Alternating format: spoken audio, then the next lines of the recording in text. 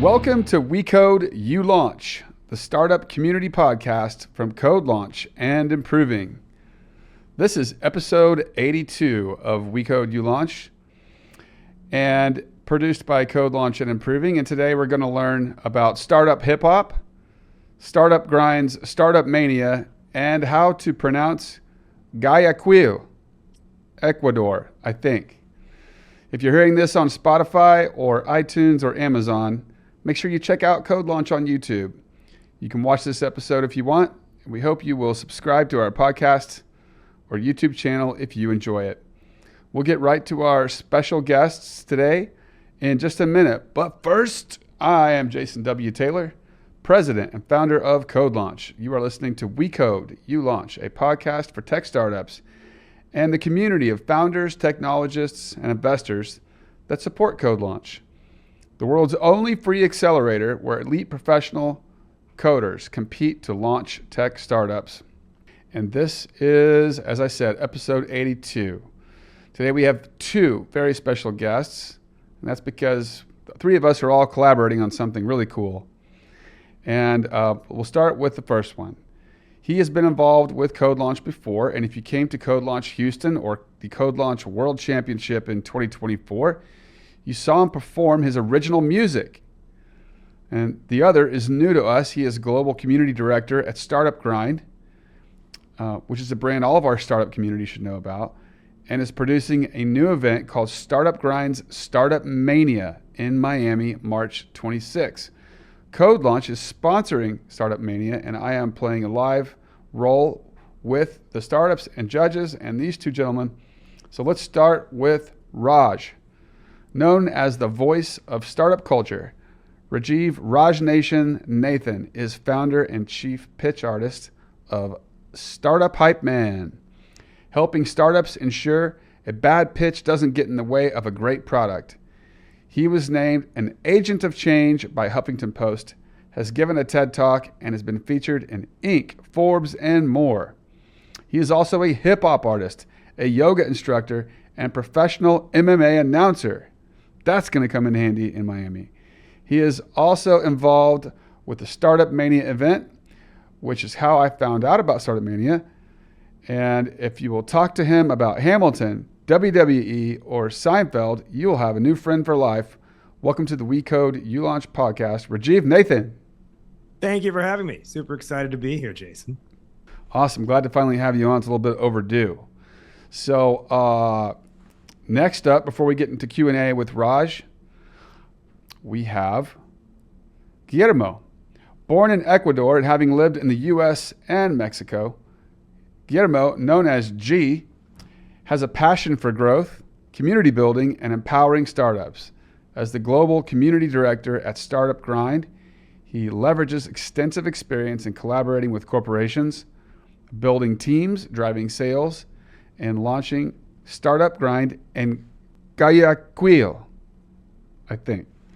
G's journey includes founding GrowMe, a growth hacking and development consulting firm, creating Music at the Patio, a bootstrapped startup, and building Workshop Co-working, a workspace that supports entrepreneurs.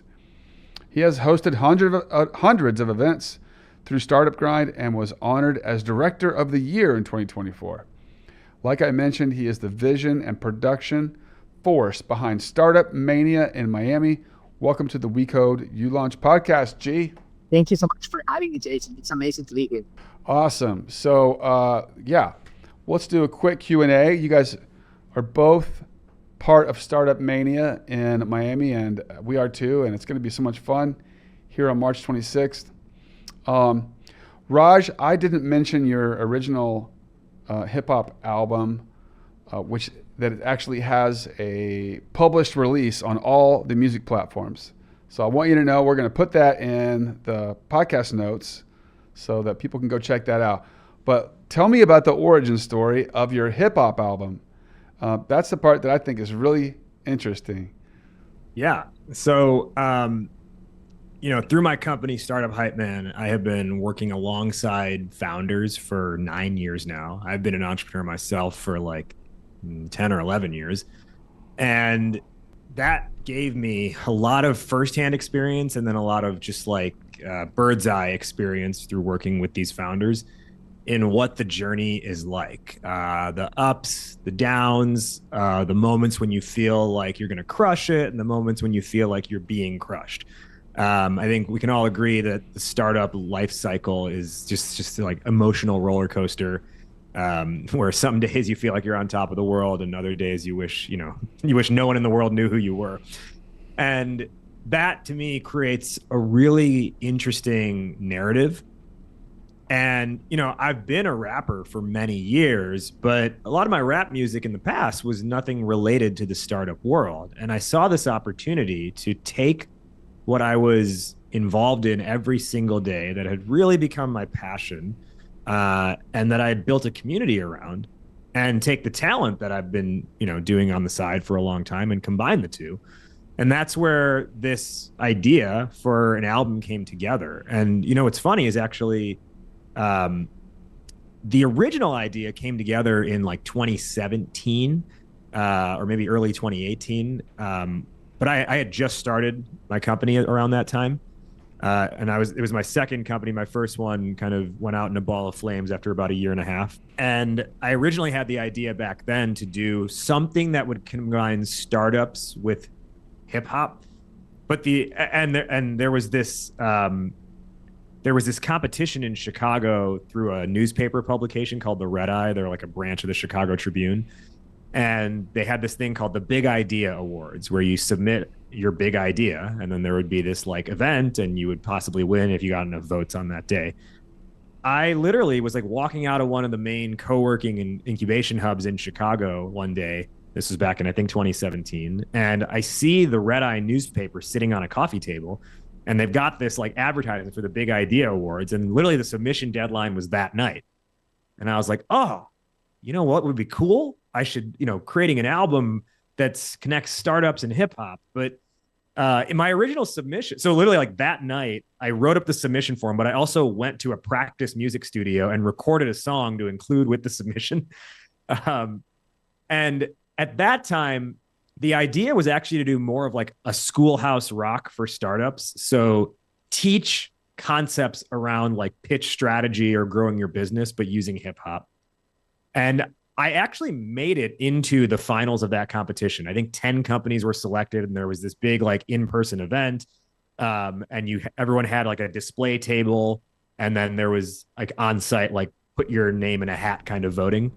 I didn't win that, but it's almost good that I didn't. And I kind of tabled the idea for a while from there. And I say I'm glad that I didn't win that, or that I didn't pursue the idea further at the time, because I don't think it would have been good if I had done this 7 years ago or 8 years ago or whatever it was.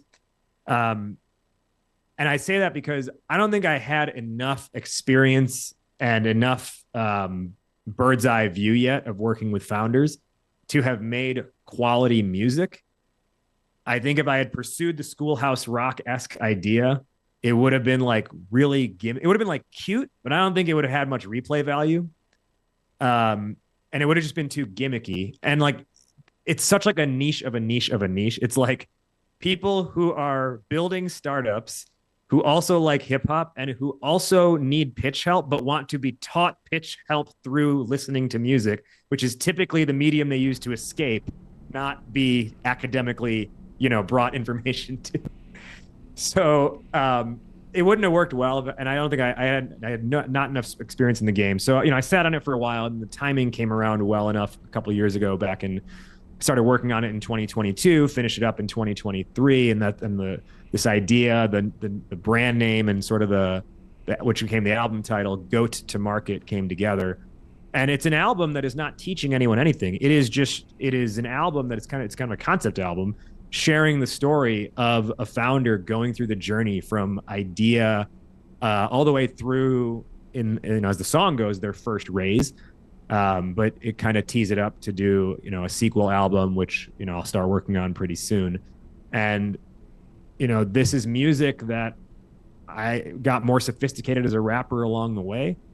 And I really like it. I like listening to it. A lot of people who listen to it. I know G is one of my biggest listeners of the album. I'm probably your biggest fan. No. which I greatly appreciate. And it's music that tells the story. But even if you are, so like if you are part of that life, you really get it. But even if you're not, the music is intentionally constructed in a way where you can still vibe with it and nod your head and get something out of it too. Well, awesome, man.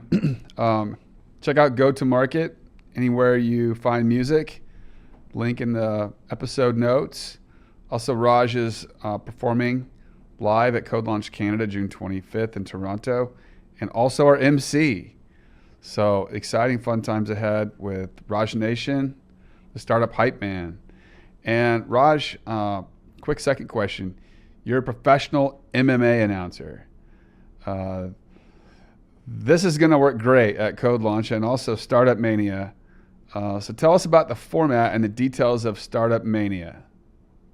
It started with an email between G, myself, and our friend over at HubSpot for Startups. And it was like, what's a cool event we could do to like kind of kick off the year, or maybe like a Q1 activation? And I was like, I don't know if this will fly, but I've had this idea for a long time that I've always wanted to do. So, and apparently I sold it well enough through email that everyone got on board with it. But basically, the idea here is we're pulling this off on March 26th, so the timing aligns well with March Madness. But every spring, right, the NCAA has March Madness. Why don't we, for the startup ecosystem, have our own version of that? So Startup Mania is a 64-company pitch elimination tournament. We just finished the open application period. We got nearly 150 applications. We also reached out to a select number of the top innovation hubs that exist in the U.S., and they were allowed to submit automatic bids into the tournament as well. They could pick up to 2 companies in their portfolio. And you can, if you think about March Madness, consider them to be like the conference champions who get automatically admitted into the tournament. So between the automatic bids and the open applications, what we have here are 64 teams, if you will, 64 startups.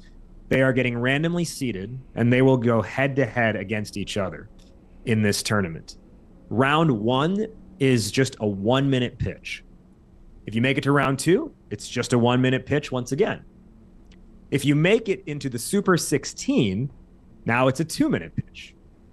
Now, up to this point, you do not have slides. So it is really on your ability to tell the story and engage an audience. From the Super 16, we get down to what we're calling the Awesome 8. This is where it turns up. So imagine you've made it through a day of pitching, and now the sun is starting to set over South Beach. You're inside of Monotech, one of the top co-working hubs in Miami and the Fort Lauderdale area. You see that sunset poking through the windows, the beam of light hitting against the wall. And where that beam of light hits is a steel cage that we have set up. So you are one of these Final 8 founders. Your favorite song, your pump-up song, your walkout song plays through the venue. You make your way down the aisle. You've got 300, 400-ish people who are standing on their feet cheering for you. And you've got me in the ring inside the cage with a booming announcer introduction introducing you to the audience. You make your way down the aisle. You walk up the steps into the steel cage. And now you give a 3-minute pitch, and you have slides at this point as well. And this 3-minute pitch, there's going to be judging Q&A to follow, and you are going head-to-head at this point against all of the other 7 who have made it to this point. And from that final group of 8, we will then determine the Startup Mania national champion. Awesome. And you know, go ahead, Jason's G. also, so that's going to be amazing. Yeah. Gee, so I'm really excited to be a part of this, and excited to find out which startups make it out of the CodeLaunch regional bracket and into the Awesome 8 and compete in the octagon, as it were, ish shaped ring. And I'm really excited also about the Raj's MMA style introduction for these teams. There's a chance we could borrow that at CodeLaunch. I'm just going to say that out right now. So, G, man, thanks for coming on with us today. When I heard about Startup Mania, of course, I immediately was like, I have to do this because like CodeLaunch, it's combining ventures and entertainment and making that whole thing much more hype and fun to attend and a wider appeal to people. You guys kind of told me the origin story of it already in this email exchange, but yeah, tell me more about what you're doing from the startup grind side of things, like getting ready for production and how are we gonna help tech startups at Startup Mania? First of all, this is a great idea because we are able to bring together entertainment and startups, venture capital, rajnation, CodeLaunch, and so many other amazing companies during Miami Tech Week, which is going to happen during the last week of March. So I think it's like the perfect setting for startups within the US and the LATAM ecosystem. So I think like this opportunity for us to being able to host this event with you guys, with all of us together, it's a great way for us to show our support to the global ecosystem, which is pretty much what we do at Startup Mania. We're the world's largest startup community, and we support over 5 million members across 150 countries. We do this by hosting events every month and providing new opportunities for founders, investors, and corporations so they can work together. Awesome. So startups in our community, if you haven't heard of Startup Grind, you need to check that out. There's almost certainly a chapter near you and an active community and events that happen which support your entrepreneurial journey. And of course, this event that brings CodeLaunch, Startup Grind, rajnation together could be the beginning of something which just goes nuts and is going to be a major moment in the startup ecosystem history. I think we're going to leave a dot on the timeline, that's for sure. So, G, did I get that town right in Ecuador? Did I say it right? Guayaquil? Well, it's actually Guayaquil. Oh, it's like the G is silent. Guayaquil. Guayaquil. Guayaquil. Without the U in. Guayaquil. Guayaquil. Okay. Yeah, that's it. You got it. That G is silent, but this G is not. Well, I'm glad. Yeah, I got to remember which ones are not silent. So, G, tell us about starting a Startup Grind chapter in Guayaquil, Ecuador. You know what? That story is amazing because when I did this, it was like 4 years ago, and I did this remotely. So I was living here in the US, in Florida. I was traveling back and forth like every other month to host events in my home country. And I did this because when I started my company, I didn't have any support. I mean, especially from people like within my family, within my friends, there was no tech ecosystem in Ecuador back then. So I wanted to bring something back to my community. So I realized that the best way to do this was through Startup Grind. So I launched my chapter 4 years ago. We did one event and then we never stopped. So right now that community has over 23,000 members. And it's pretty much the biggest startup organization in the country right now. So that's huge. That is amazing. Yeah. I mean, I'm sure the Startup Grind people were like, oh, okay, whatever. We're going to have a chapter in Ecuador. We'll see. But it ends up being one of the biggest and most successful ones. And that just shows that there are passionate, people that want to become successful entrepreneurs and learning how to become an entrepreneur is something that they just need a venue to find, to participate in, to learn from, and to help them along their journey. And boy, that's what we're doing at CodeLaunch and Startup Grind. And super excited to hang out with G and Raj in Miami very soon. Bring some of our team down there. And we're actually going to pick out one or two of the finalists. It's two of the finalists. And we're going to advance them straight to the appropriate event, CodeLaunch. So if they are from LATAM, we can advance them straight to CodeLaunch Mexico semifinals. If they're from US, we can advance them straight to CodeLaunch US semifinals or Canada.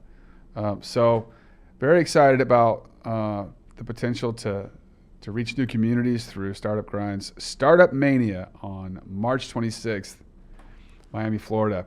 Now let's try to find some ways we can contribute to some of our founders who might be listening. Raj, you provide pitch deck coaching and delivery coaching, I think. Is it just delivery, or is it the deck and the delivery? And maybe share with us some non-obvious strategies for founders related to their pitch deck and their pitch. Yeah. So it's not so much the delivery side of it. It's really figuring out the narrative and the actual pitch and the message. And also not just the deck either. We've got a comprehensive process. Actually, the first thing we do is build a company's elevator pitch. And then we use that to structure their pitch deck story. We design the slides. We create other assets as well. So really dialed into supporting founders, not just in like that finite moment of when you might be on stage, but also like all the different scenarios you kind of find yourself in where you have to represent your company, whether it's a casual setting, whether you're at a conference or whether you're on stage or behind closed doors in a meeting. Some non-obvious things that I think are important to take into consideration, right? Like we all know we need to tell a story. I don't think like that's new news, but I think we overlook the ways that you can tell micro stories within your pitch. So let's say if you want to raise capital, we know there's like kind of like the bigger picture message, but then how can you use storytelling to convey elements of maybe your business model or your traction? So like one technique we figured out a few years back is what I call the revenue engine technique. So for anyone who's listening to this, if you are what you would consider post revenue, but you don't have that much revenue. So I would say like, let's say you have like more than $1, but like roughly 20K MRR or less. So you're somewhere between like $1 and 20K MRR. You're likely going to consider yourself a post-revenue company. Now, the challenge with this is the second you say you're post-revenue, most investors will ask, how come you're only making that much money? And they'll ask, why aren't you making more? And your revenue story isn't very attractive if you're making, let's say, 10, 15K monthly revenue. Where you can use storytelling and repositioning is to change the narrative here. And this is so the revenue engine technique is something that we do with companies that are in this stage where it's a repositioning. Just because you are making some money does not necessarily mean you are post-revenue. And you can make the argument that you are actually, well, before I get to that, let me kind of clarify here. When you are in that climb to roughly 20K MRR, you could probably even stretch it to like 30K. You might be making money, but I would almost guarantee you don't know how you're making money yet. And what I mean is, you might have gone to a conference last month and you got several leads there, but that conference didn't happen again this month. And then this month you managed to get a couple of referrals. Next month, a couple inbound sales come in, but like your revenue engine, as it were, has not been turned on yet. And the revenue engine is like you can turn a key and now like a consistent lead flow system is happening. And you have a repeatable, reliable sales motion. That's the revenue engine. If that revenue engine hasn't been turned on yet, which again, in many cases is up until 20K, maybe even 30K MRR, you don't need to call yourself post-revenue and then be knocked points for not making enough money. Instead, if you use the revenue engine technique, you position yourselves as making money while still in pre-revenue mode. So if you can say we're still in pre-revenue mode and we've been pulling in 15K a month without even trying, that's way more attractive than saying we're post-revenue and we got to 15K last month. Improving is a software development and consulting services firm founded in 2006 with locations across the United States, Canada, and Mexico. Improving is deeply committed to establishing trust with clients, partners, communities, and more. Improving offers modern digital consulting services like software development and engineering, IT consulting services, and agile training and certifications. Whether you need software solutions, technology consulting, or training, Improving is dedicated to supporting your business every step of the way. Feel free to explore our offerings at improving.com. Most importantly, since 2019, Improving has been our partner here at CodeLaunch and is helping us scale our traveling event and community across North America. Man, that is a good one.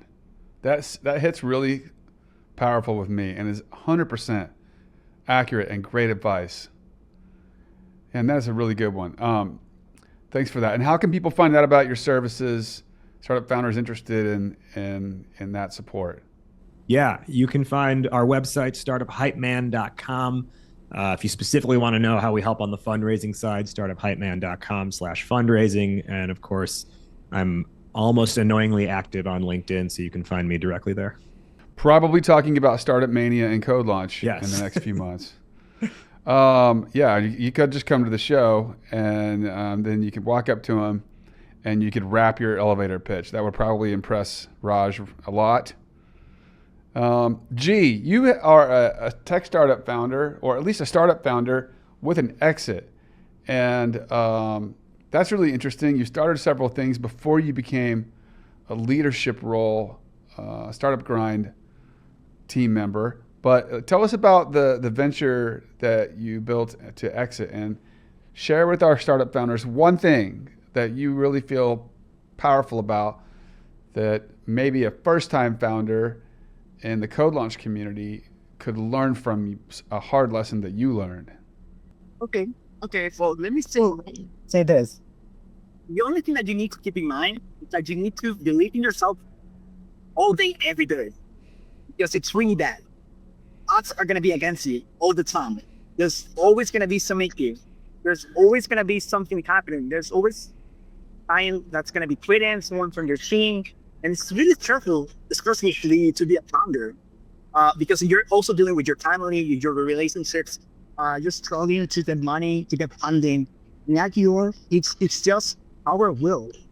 So when we launched our company, it was like over 2 years ago. And we did this as a startup. We raised some money and we started building this. After some point in which we started getting like big enterprise clients, and we really started to like change their own revenue model.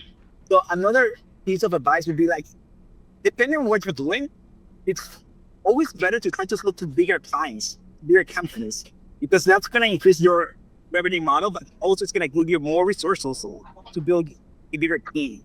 So for us, it took us a lot of time to get from like 25 employees up to 80 employees. It took us like around 5 years.